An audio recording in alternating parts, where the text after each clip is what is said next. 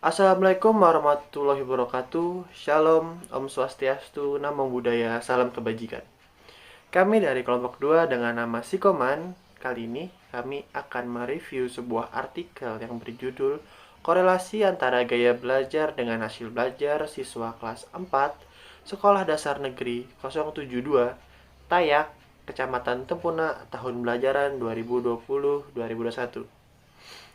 Pada artikel kali ini kita akan membahas 12 poin yang akan diulas secara bergantian. Tapi sebelumnya izinkan saya memperkenalkan diri dan kelompok. Nama saya Muhammad Ali Prasetyo, lalu nanti ada Ahmad Arfi Anugrah, Ajeng Ayu Pratiwi, Dini Meli, Anissa Alivia, dan Syafa Fitri. Oke, kita langsung saja masuk ke pembahasannya yang akan dibahas oleh teman saya selanjutnya. Topik judul penelitian artikel yang kelompok kami ulas adalah korelasi antara gaya belajar dengan hasil belajar siswa kelas 4 Sekolah Dasar Negeri 7 Pagal 2 Tayak, Kecamatan Tampunak, tahun pelajaran 2020-2021. Artikel tersebut diterbitkan di Elia Journal of Education, Learning and Innovation. Yang meneliti artikel tersebut adalah Fitriana Cica, Nelly Widiawati, dan Lucila Farida. Jadi, latar belakang utama riset pada artikel yang telah kami baca ini yaitu untuk memperoleh suatu informasi secara empiris mengenai suatu hubungan gaya belajar dan hasil belajar yang dialami oleh siswa kelas 4 Sekolah Dasar Negeri 07 Pagal 2 Tayak, Kecamatan Tempunak, tahun pelajaran 2020. Kemudian terdapat sisi yang menarik dari artikel ini, yaitu kita dapat mengetahui gaya belajar apa yang cocok dengan para siswa-siswi. Terus juga ketika kita sudah mengetahui gaya belajar apa yang cocok dengan siswa-siswi tersebut, kita pun sebagai seorang guru akan lebih mudah untuk memahami bahwasannya semisal si siswa ini gaya belajar itu cenderung dengan gaya belajar visual, kemudian siswa yang satunya lagi lebih cenderung dengan gaya belajar auditory dan lain sebagainya seperti itu. Lalu menurut Hasrul, gaya belajar itu merupakan suatu kombinasi dari diri seseorang untuk dapat menyerap, mengolah, serta mengatur informasi yang ia dapat. Tetapi gaya belajar ini bukan hanya sekedar aspek ketika kita sedang menghadapi informasi, entah itu melihat, mendengar, menulis, maupun berkata. Tetapi juga merupakan aspek pemrosesan informasi secara analitik, informasi sekuensial, global, otak kanan, ataupun otak kiri. Aspek lainnya yaitu ketika kita merespons sesuatu atas lingkungan belajar.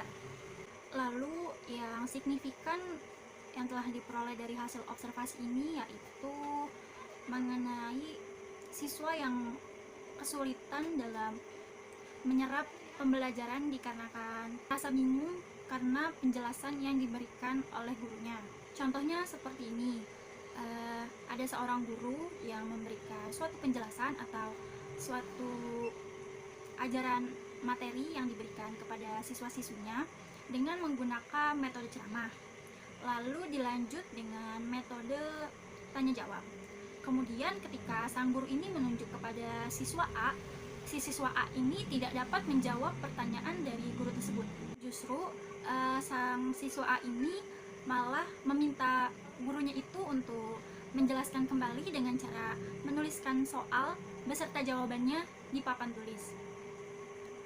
Kemudian guru tersebut ini melempar pertanyaan kepada siswa yang B, dan siswa B itu bisa menjawab pertanyaan dari guru ini. Nah, dari contoh tersebut itu bisa dilihat perbedaannya. Mungkin siswa A ini memang tidak cocok dengan gaya belajar atau metode yang diberikan oleh gurunya, yaitu metode ceramah beserta metode tanya jawab. Akan tetapi siswa B ini cenderung bisa dengan gaya belajar atau bisa menerima metode pembelajaran yang diberikan sang guru ini, yaitu metode ceramah dan metode tanya jawab. Dari hal itu pun bisa dilihat bahwasannya antara siswa A dan siswa B ini memiliki karakteristik yang berbeda-beda. Lalu juga bisa dilihat bahwasannya mereka ini memiliki gaya belajar yang beda. yang dimana pastinya antara siswa A maupun siswa B ini akan menyesuaikan gaya belajar yang mana yang cocok dengan dirinya, sehingga dapat membantu mereka untuk menyerap pembelajaran itu dengan baik.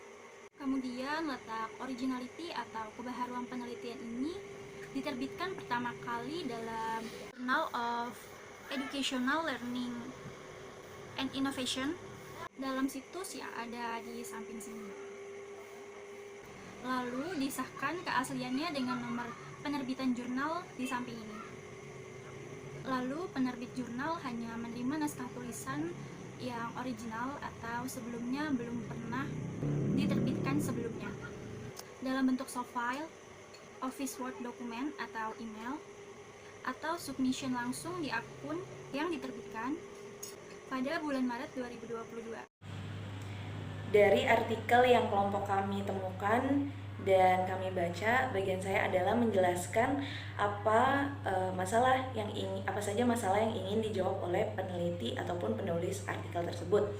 Jadi masalah yang ingin dijawab oleh peneliti atau penulis artikel tersebut adalah mengetahui bagaimana hubungan antara gaya belajar dengan hasil belajar siswa kelas 4 SD Negeri 07 Pagal, Tayak, Kecamatan Tempunak, tahun ajaran 2020-2021. Kemudian pertanyaan selanjutnya adalah metode apa yang mereka pakai dan kenapa mereka memilih metode tersebut. Jadi metode yang mereka pakai adalah metode korelasi hubungan kausal. Dan kenapa mereka memilih metode tersebut? Dari yang saya baca, dari artikel yang saya baca itu, mereka memilih metode korelasi hubungan kausal ini karena metode ini merupakan metode penelitian yang bertujuan untuk mengetahui hubungan antara dua variabel ataupun lebih. Dan dengan penelitian ini maka akan dapat dibangun suatu teori yang berfungsi ataupun berguna untuk menjelaskan, meramalkan dan mengontrol suatu gejala gitu loh. Jadi nantinya peneliti akan setelah mendapatkan hasil penelitian, peneliti itu akan mengetahui bagaimana hubungan gaya belajar dengan hasil belajar siswa di SD tersebut. Saya akan menjelaskan poin I, yaitu mengenai desain penelitian yang digunakan oleh peneliti pada penulisan artikel ini. Desain penelitian yang digunakan yaitu korelasi jenis kausal. Dapat dilihat pada bagian metode. Adapun pengertian dari studi atau penelitian korelasi jenis kausal ini yaitu studi yang melibatkan perbandingan dengan penelitian korelasional yang melihat suatu hubungan.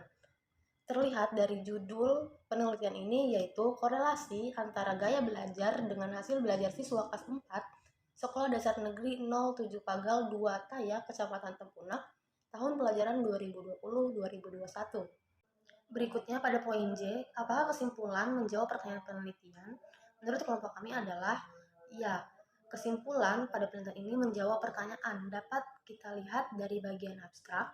Pertanyaan penelitian dapat kita simpulkan dari tujuan penelitian ini dilakukan, yaitu apakah ada hubungan antara gaya belajar dengan hasil belajar. Lalu sudah dijelaskan pula pada bagian abstrak mengenai kesimpulan, yaitu terdapat hubungan yang signifikan antara gaya belajar dengan hasil belajar siswa kelas 4 Sekolah Dasar Negeri 07 Pagal 2 Tayak, Kecamatan Tempunan, tahun pelajaran 2020-2021. Lebih terperinci lagi, dapat kita lihat pada bagian kesimpulan poin 3. Bismillahirrahmanirrahim. Selanjutnya, saya akan menjelaskan mengenai masalah dalam artikel yang kelompok kami ulas yang belum terselesaikan gitu. Jadi di antara tiga gaya belajar, yaitu auditorial, visual, maupun kinestetik, ini memiliki kelemahannya masing-masing. Dan hal itu kita tidak bisa dengan secara cepat bahwasanya pengaruh prestasi yang disebabkan oleh gaya belajar ini ternyata sangat signifikan. Karena kenapa? Masih ada orang yang belum bisa memahami, masih ada siswa yang masih belum bisa memahami tentang gaya belajar apa yang dia sukai. Karena menurut penelitian bahwasanya masih ada manusia atau siswa yang nilainya itu di bawah KKM, dan ini merupakan tantangan tersendiri bagi kita terutama sebagai calon guru BK untuk bisa menangani kekurangannya yang ada itu. 1% tersebut harus bisa kita kita selesaikan masalahnya sehingga semua siswa bisa menjalani atau semua siswa bisa belajar dengan gayanya masing-masing, dan nantinya harapannya semua siswa itu bisa lulus sesuai dengan kriteria dan pengaruh aspek psikologi lainnya. Selanjutnya, saya akan merekomendasikan judul-judul apa yang sekiranya cocok untuk diteliti yang masih signifikan dengan topik yang kami bahas. Yang pertama, mungkin bisa saja korelasi gaya belajar dengan korelasi tempat duduk. Nah, bisa jadi atau bisa jadi hubungan antar teman dan pengaruhnya kepada gaya belajar, atau bisa juga teman kita memengaruhi hasil belajar, dan banyak hal lainnya yang perlu kita ulas dan nantinya akan kita jelaskan kembali seperti itu.